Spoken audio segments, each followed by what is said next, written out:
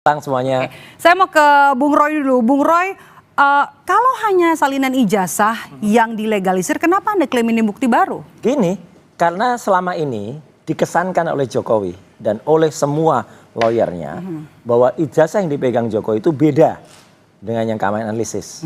Dan kami dituding telah melakukan rekayasa terhadap ijazah, telah mengubah ijazah itu, bahkan kami dituduh dengan pasal 32-35. Saya yang membuat pasal 32 dan 35 itu ketika di DPR dalam Undang-Undang ITE. Jelas betul kalau pasal itu memang hanya bisa digunakan untuk orang merekayasa suatu alat bukti atau barang bukti. Tadinya benar menjadi tidak benar atau sebaliknya, tadinya tidak benar menjadi benar. Nah, ternyata setelah kami lakukan, kami dapatkan resmi dari Komisi Pemilihan Umum ya pada minggu yang lalu, barangnya adalah seperti ini yang ada, dan ini adalah similar, tapi ternyata tidak hanya similar, sudah juga kami cek ini identik dengan apa yang kami teliti sebelumnya. Jadi ini sudah 4 kali keluar.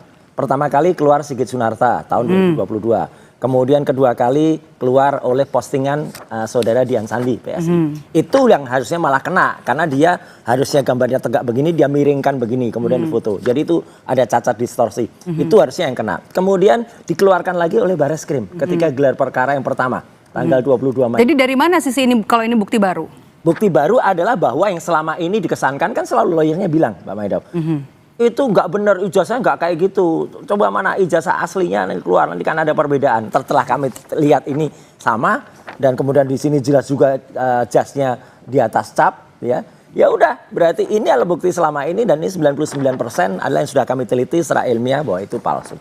Oke. Anda kekeh ya kalau ini Anda klaim sebagai bukti baru. Bukti baru yang bisa digunakan kembali, jadi tidak lagi kita harus menunggu ijazah yang katanya dipegang oleh Jokowi. Sama aja, mau lihat ijazah itu ya sama dengan ini. Respons Anda, Bang Freddy. Ya, terima kasih. Jadi saya termasuk yang sering ya menyampaikan bahwa analisa Mas Roy dan kawan-kawan ini adalah berdasarkan ya data atau dokumen yang tidak jelas, bahasa saya dokumen yang ini apa, Mas? Asal ngomong aja. Jalanan. Nah, itu yang saya sampaikan. Saya tidak pernah menyampaikan bahwa seperti kata Mas Roy tadi ya, bahwa bukti dokumen mereka itu berbeda dengan ya Anda juga nggak punya legal standing kok di kasus ini. Mau ngapain? Ngomong apa aja juga nggak ada gunanya. Mengatakan bahwa tahan dulu Mas Roy. Yang mereka analisis adalah dari dokumen yang tidak jelas. Bukan berarti sekarang mereka katakan mendapat dokumen dari KPU, ya berarti ijazah Pak Jokowi palsu seperti yang mereka katakan. Justru seandainya pun dokumen itu benar, tahan dulu Bung Roy. Artinya